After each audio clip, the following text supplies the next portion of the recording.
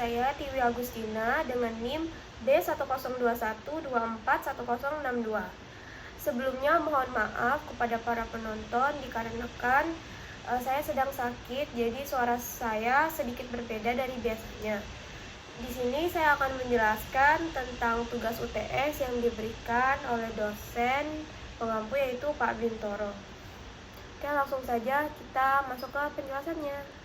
Nah, untuk soal yang pertama itu bagaimana cara paling mudah versi saya dalam menentukan posisi debit dan kredit pada transaksi yang terjadi pada harta, utang, modal, pendapatan, dan beban. Nah, menurut saya cara paling mudah untuk membedakan transaksi pada harta, modal, dan pendapatan itu seperti ini. Kita punya 5 jari, ya ini harta, ini utang, ini modal, ini pendapatan, dan beban. Kalau misalkan kita itu punya debit, itu tinggal seperti ini. Jadi kalau ada debit, kita tinggal calling. Jadi untuk akun harta dan beban itu plusnya di debit, dan sisanya yang ditekuk yaitu hutang, modal, dan pendapatan itu bertambah di kredit. Jadi ini versi saya menghafalkan bagaimana posisi debit dan kredit pada akun harta, hutang, modal, pendapatan, dan beban. Jadi sekian untuk nomor 1. Nah, selanjutnya kita akan masuk ke jurnal umum. Untuk yang pertama yaitu tanggal 1, Pak Hartono menambah modal sebesar 2.000 ke kas bisnisnya. Nah, akun yang kita masukkan berikut adalah kas yang bertambah di debit sebesar 2.000 dan modal yang bertambah di kredit sebesar 2.000. Nah, untuk tanggal 2 memperoleh pembayaran dari PT Amartaro atas jasa pembuatan software bulan lalu sebesar 5.000. Nah, karena dia bulan lalu, maka yang bertambah di debit adalah kas 5.000 dan yang bertambah di kredit adalah piutang usaha sebesar 5.000 juga. Oke, next di tanggal 3 ada Pak Hartono membayar kepada CV Datako Abadi secara tunai atas peliputan profil bisnisnya untuk mengisi konten YouTube sebesar 300. Nah, untuk yang ketiga yaitu beban peliputan profil bisnis bertambah di debit dan kas bertambah di kredit. Next, untuk yang keempat yaitu tanggal 2 Pak Hartono membeli paket kuota internet untuk kebutuhan handphone kantor jika ada aktivitas di luar kantor sebesar 70, sekaligus membeli berbagai kebutuhan kantor lain-lain seperti pewangi ruangan, tisu, permen, air mineral untuk kenyamanan tamu sebesar 30. Nah, untuk yang keempat, ini ada beban internet kantor bertambah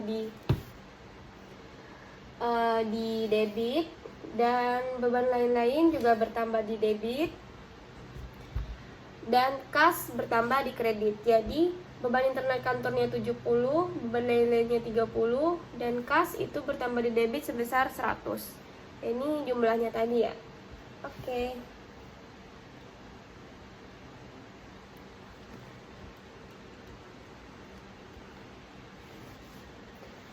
Next, nomor 5, tanggal 2 bulan 10, Pak Hartono membayar sewa kantor 1 bulan untuk Oktober sebesar 100. Nah, ini ada di tanggal 2 Oktober yaitu beban sewa kantor bertambah di debit sebesar 100 dan kas bertambah di kredit sebesar 100. Oke, next. Nomor 6, tanggal 3 bulan 10, Pak Hartono merekrut Sikandar sebagai marketing. Kesepakatan gaji sebesar 200 per bulan, pembayaran setiap tanggal 15 tengah bulan, 50% dibayar pada setiap akhir bulan. Nah, karena Pak Hartono baru merekrut Sikandar dan akan membayarnya tanggal 15, makanya di nomor ini tidak ada penjurnalan, tidak dimasukin ke jurnal. Karena Pak Hartono baru saja merekrut karyawan, jadi belum masukkan ke jurnal. Oke, next di tanggal 3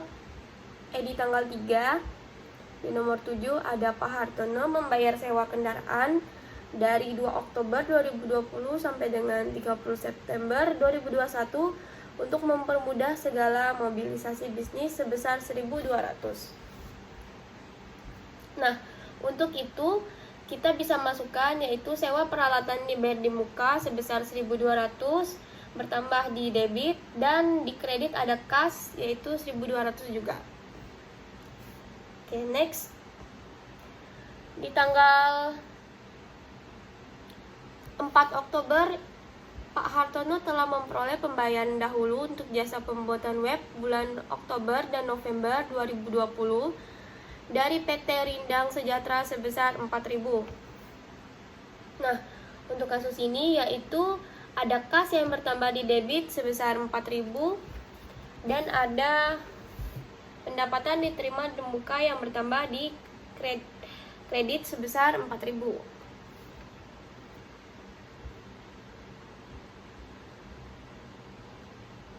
Next, tanggal 6 bulan 10, Pak Hartono membeli komputer untuk peralatan kantor sebagai pendukung usaha 1.000 secara kredit. Nah, di sini untuk di tanggal 6 ada peralatan kantor yang bertambah di debit sebesar 1.000 dan ada utang usaha yang bertambah di kredit sebesar 1.000 juga. Oke, next, nomor 10. Tanggal 7 bulan 10, Pak Hartono membayar biaya iklan di Facebook ADS sebagai promosi sebesar 100. Untuk yang ini yaitu ada beban iklan yang bertambah di debit sebesar 100 dan ada kas yang bertambah di kredit sebesar 100. Next, tanggal 8 bulan 10, Pak Hartono membayar biaya iklan di Instagram guna mempromosikan bisnisnya sebesar 300. Nah, di sini di tanggal 8 ada beban iklan yang masuk di debit dan ada kas yang masuk di kredit sebesar masing-masing 300. Next, di tanggal 9 Pak Hartono sepakat untuk memberikan jasa terkait pembuatan web kepada PT Kejayaan Astra. Total harga jasa 10.000 yang dibayarkan 2 tahap, yaitu 8.000 dibayarkan pada saat itu juga dan sisanya bulan depan. Oke, karena ini baru dibayarkan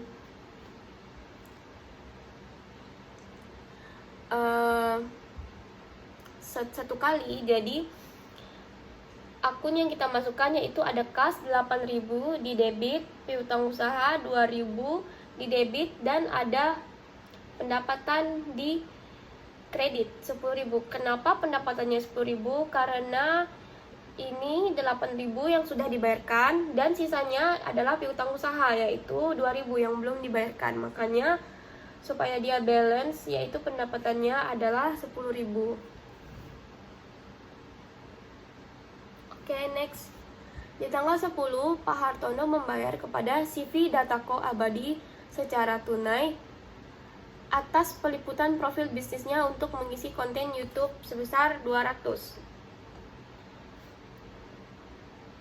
Oke, di tanggal 10 Oktober itu ada beban peliputan profil bisnis yang bertambah di debit sebesar 200 dan ada kas yang bertambah di kredit sebesar 200. Next, tanggal 11 yaitu Pak Hartono menyetorkan uang 7.000 kepada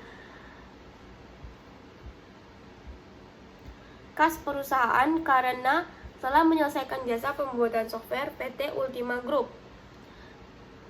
Untuk di tanggal 11 Oktober yaitu di sini ada kas yang bertambah di debit sebesar 7.000 dan ada pendapatan yang bertambah di kredit sebesar 7.000. Oke, next, di tanggal 12 Pak Hartono membayar sewa platform virtual meeting Zoom kepada Civis Zoom Store sebesar 200 selama bulan Oktober. Oke, di tanggal 12 ada beban sewa platform virtual yang bertambah di debit sebesar 200 dan ada kas yang bertambah di kredit sebesar 200.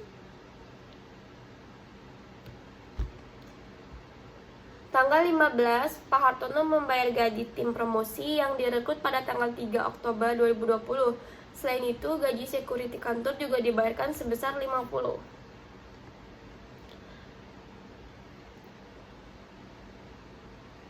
Untuk tanggal 15 yaitu ada akun beban gaji yang bertambah di debit sebesar 150 dan ada kas yang bertambah di kredit sebesar 150.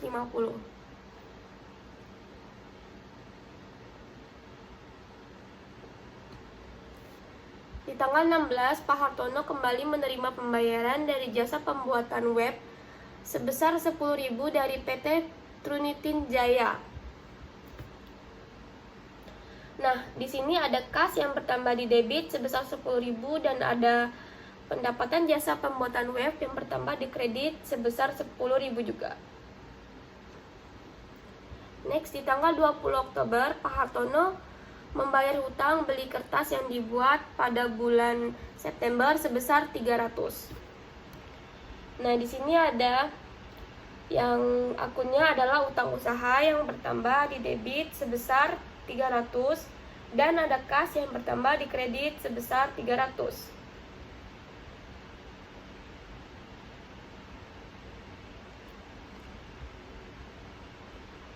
Tanggal 23 Oktober, Pak Hartono menerima proyek dari jasa pembuatan web sebesar 5.000 dari PT Garuda Kimco.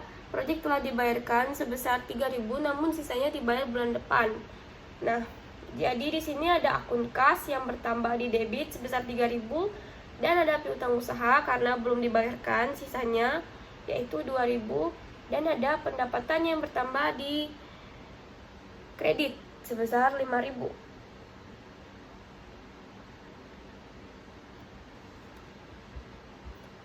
Next, pada tanggal 25 Pak Hartono membayar pembelian kuota internet untuk handphone kantor sebesar 200 dan juga membeli lain-lain seperti makanan kecil, tisu toilet, pewangi WC sebesar 100. Nah, di tanggal 25 ini ada beban internet dan kantor yang bertambah di debit sebesar 200. Ada beban lain-lain yang bertambah di debit sebesar 100 dan ada kas yang bertambah di kredit sebesar 300. Di tanggal 28, Pak Hartono membayar tagihan listrik, air, dan wifi kantor sebesar 400. Nah, di kasus ini yaitu ada beban listrik, air, dan internet yang bertambah di debit sebesar 400 dan ada kas yang bertambah di kredit sebesar 400 juga. Di tanggal 30, Pak Hartono membayar gaji bulanan karyawan marketing yang direkrut pada tanggal 3 Oktober. Dan gaji petugas security kantor juga dibayarkan sebesar 50. Nah, di tanggal 30 Oktober yaitu ada beban gaji yang bertambah di debit sebesar 150 dan ada kas yang bertambah di kredit sebesar 150. Untuk di tanggal 30 Oktober, Pak Hartono menerima pembayaran sebesar 4.000 atas penyelesaian pembuatan software PT Lintang Kejayaan. Nah, di tanggal 30 Oktober yaitu ada kas yang bertambah di debit sebesar 4.000 dan ada pendapatan jasa pembuatan software yang bertambah di kredit sebesar 4.000 juga. Oke, next.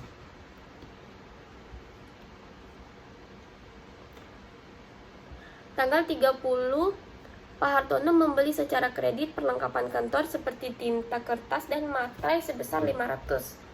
Nah, di tanggal 30 ini ada perlengkapan kantor yang bertambah di debit sebesar 500 dan ada kas yang bertambah di kredit sebesar 500 juga. Dan untuk tanggal 31, Pak Hartono membeli mobil pribadi, mengambil uang di rumah Webcom sebesar 1.500. Jadi ini ada prive yang bertambah di debit sebesar 1.500 dan kas yang bertambah di debit sebesar 1.500. Jadi total keduanya adalah 53.800 dan ini keduanya harus balance untuk di jurnal umum. Oke, sekian penjelasan untuk di jurnal umum. Nah, selanjutnya kita akan masuk ke buku besar. Nah, cara membuat buku besar itu mudah saja. kita tinggal mengelompokkan saja jurnal umum ini yang sudah kita buat.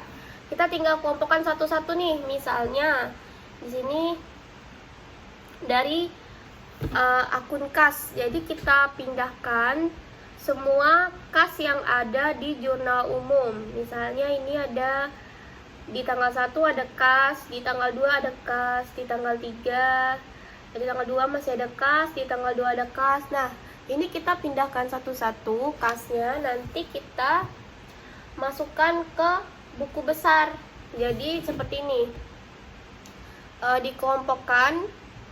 Ini akun kelompok kas yang sudah dimasukin semuanya. Kalau dia bertambah di debit, kita tinggal taruh di debit. Dan kalau dia kredit, kita tinggal taruh di kredit. Nah, dan ini adalah jumlahnya. Kalau misalkan dia di debit, dia di sininya ditambah. Dan kalau misalkan dia di kredit, maka ininya dikurang. Jadi tinggal kita masukin semuanya. Kas kita masukin ke kelompok kas. Dan seterusnya sampai semua kasnya sudah dimasukin. Nah, ketika kasnya sudah dimasukin, kita akan dapat hasil akhir kasnya, yaitu 46.700.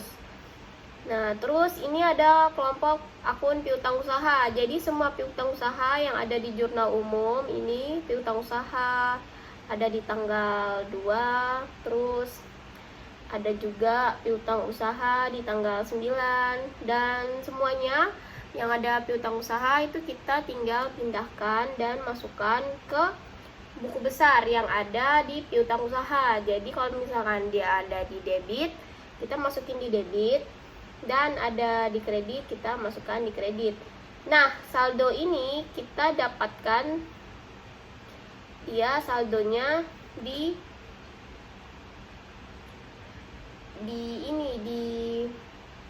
soal yang ini. Nah, jadi ini ada 6.000, yaitu ini yang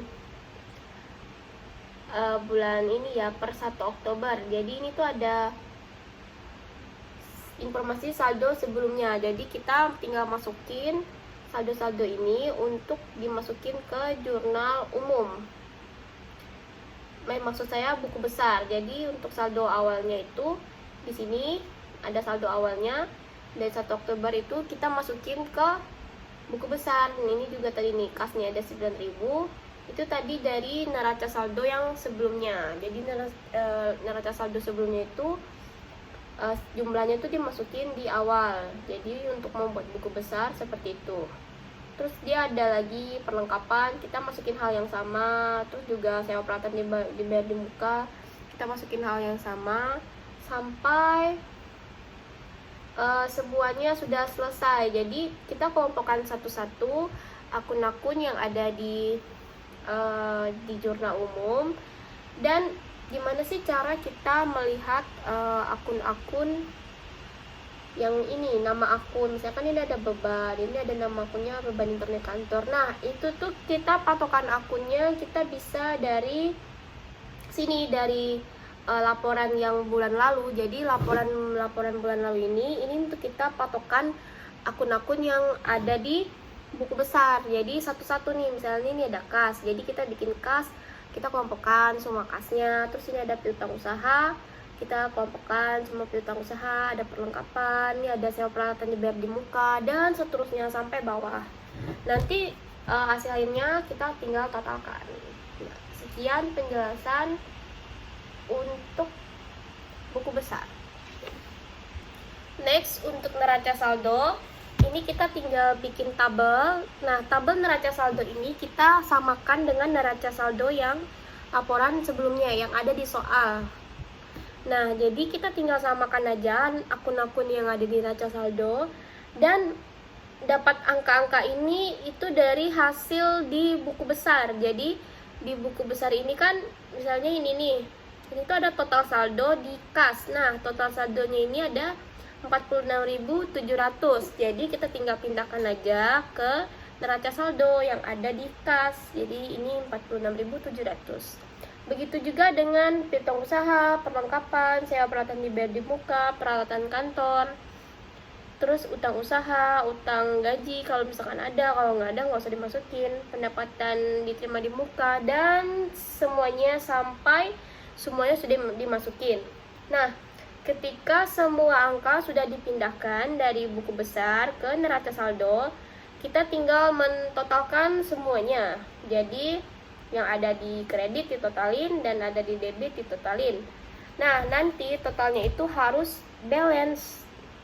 Nah, jadi jika dia balance seperti ini, artinya perhitungan kita sudah benar dan sudah sesuai. Nah, kalau jika tidak balance, kita harus mencari sampai benar-benar balance, karena akuntansi itu harus balance. Oke, seperti itu untuk penjelasan neraca saldo. Nah, setelah neraca saldo, di sini saya akan menjelaskan tentang jurnal penyesuaian. Nah, yang pertama ini ada informasi perlengkapan kantor di akhir Oktober masih tersisa 200. Nah, kan informasi perlengkapan kantor masih tersisa 200. Di neraca saldo perlengkapan kita itu ada 550. Jadi karena masih tersisa 200, jadinya 550 dikurangi dengan 200. Jadi sisanya adalah 350. Jadi yang terpakai selama bulan Oktober itu ada 350. Jadi akunnya adalah beban perlengkapan di debit sebesar 350 dan perlengkapan di kredit sebesar 350. Next itu ada sewa kendaraan yang disewa untuk 1 tahun pada tanggal 31 Oktober sudah terhitung terpakai 1 bulan. Nah, di sini itu soalnya salah karena seharusnya di sini itu peralatan ya, karena kita tidak ada sewa kendaraan. Jadi yang ada itu sewanya peralatan. Nah, kalau di neraca saldo ini peralatan itu yang disewa untuk 1 tahun adalah 1.200. Nah, karena 1 tahun itu ada 12 bulan, jadi 1.200 dibagi dengan 12, hasilnya adalah masing-masing 1 bulan itu 100. Jadi karena kita sudah pakai untuk 1 bulan, jadi kita sudah pakai 100. Nah, jadi di jurnal penyesuaiannya beban sewa peralatannya yaitu 100 di debit dan 100 di kredit. Next, pendapatan diterima di muka. Pada tanggal 4, Hartono telah memperoleh pembayaran dahulu untuk jasa pembuatan web bulan Oktober dan November. Namun, Roberto baru bisa menyelesaikan pekerjaan bulan Oktober. Nah, di tanggal 4, kita lihat lagi di jurnal umum, itu ada kita mendapat pendapatan diterima di muka itu sebesar 4.000. Nah, karena 4.000 ini untuk bulan Oktober dan November, jadi 4.000 ini dibagi 2, jadi dibagi 2 bulan. Jadi masing-masing 1 bulannya adalah 2.000 dan 2.000. Nah, karena Pak Hartono karena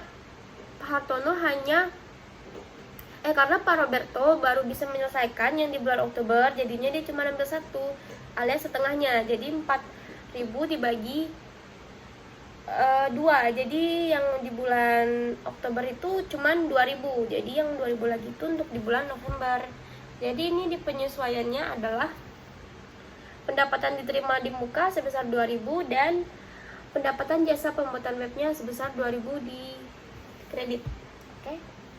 Nah, terus petugas security diajak lembur pada 30 Oktober untuk pengamanan kantor karena tim Hartono sedang lembur juga di kantor.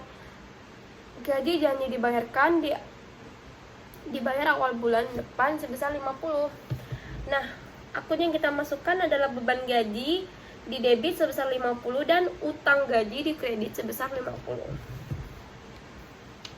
Tanggal 31 Oktober diterima kiriman tagihan internet bulan Mei atas penambahan kecepatan sebesar 100 dan akan dibayar di bulan depan. Jadi di sini kita akan menambahkan beban, yaitu beban listrik, air, dan internet sebesar 100, dan di bawahnya di kredit ada beban yang masih harus dibayar juga sebesar 100.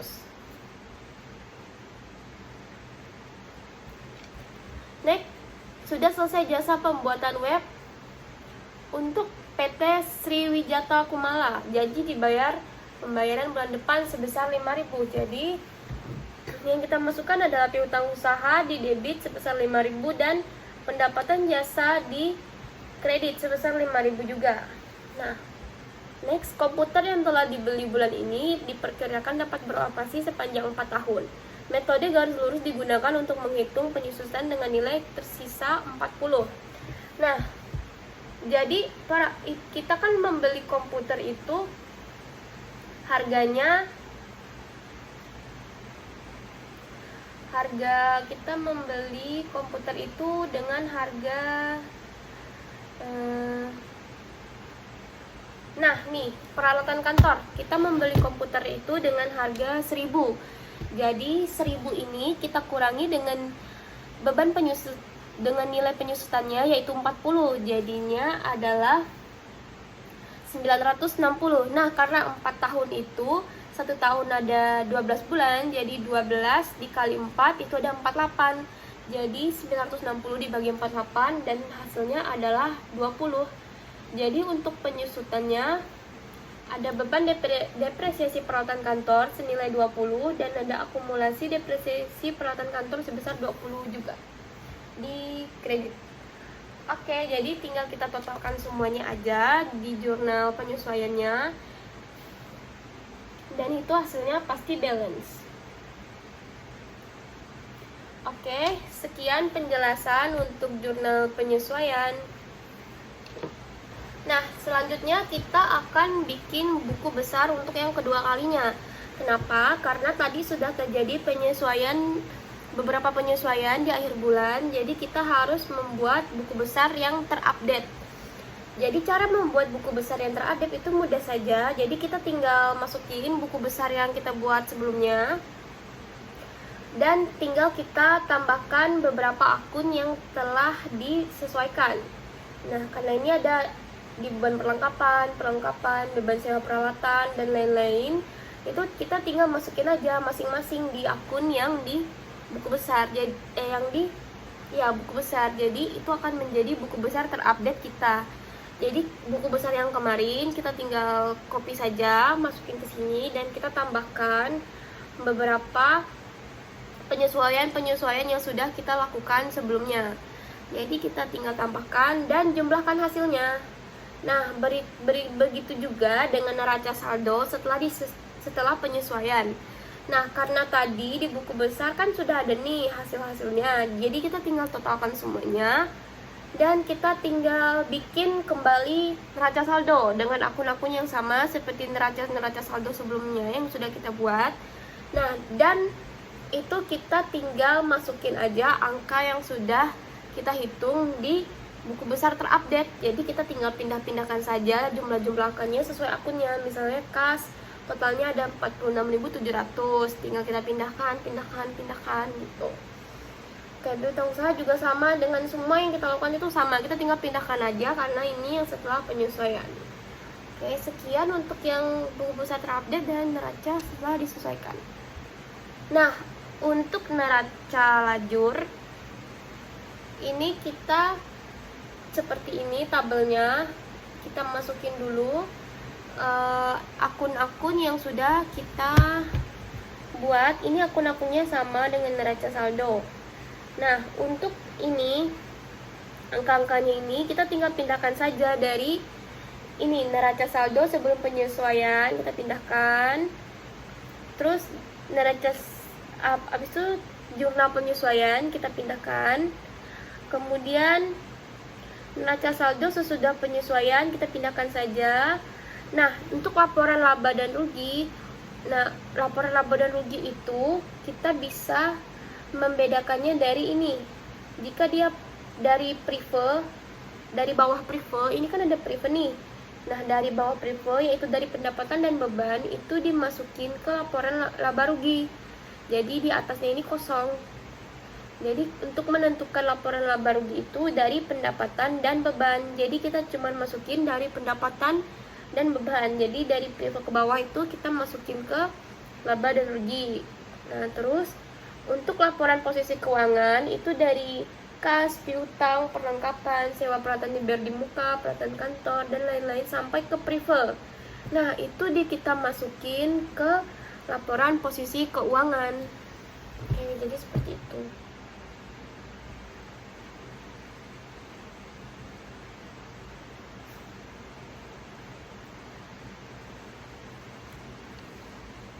Oke, ini untuk laporan keuangan.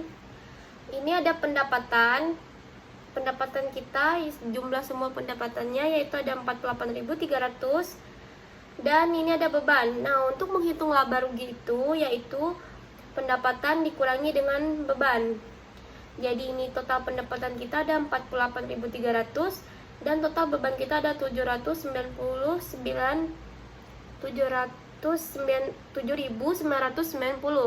Jadi ketika dikurangi ini ada total laba bersih kita yaitu 40.310.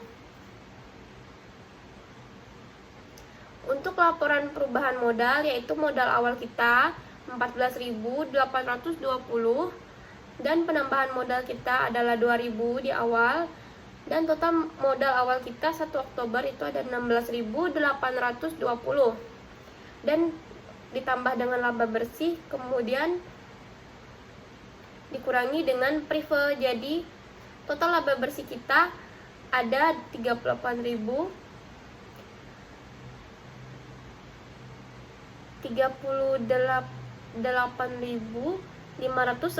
untuk total laba bersih. Nah, untuk kita mencari modal akhir kita yaitu dengan modal awal ditambah dengan total laba bersih. Jadi hasilnya 55.330. Nah, untuk laporan posisi keuangan ini kita bisa lihat ada laporan harta lancar, ada kas, piutang usaha, perlengkapan, sewa pertanian dibayar di muka, kemudian ditotalkan. Dan ini ada pelatihan kantor dan akumulasi, kemudian pelatihan kantor dikurang akumulasi, dan ini totalnya, dan kemudian ini tinggal kita tambah. Jadi total harta atau aktivanya yaitu ada 58.000 ditambah 980, jadi ada 58.980. Nah, untuk pasifannya ada utang usaha, utang gaji, pendapatan terima muka, beban yang harus dibayar, dan total utang lancarnya ada 3.650. Dan untuk modalnya ada 55.330. Jadi total pasifannya ada 58.980. Oke, itu saja penjelasan yang bisa saya jelaskan. Jika ada kekurangan dan ada salah, mohon dimaafkan. Dan akhir kata dari saya, sekian dan terima kasih.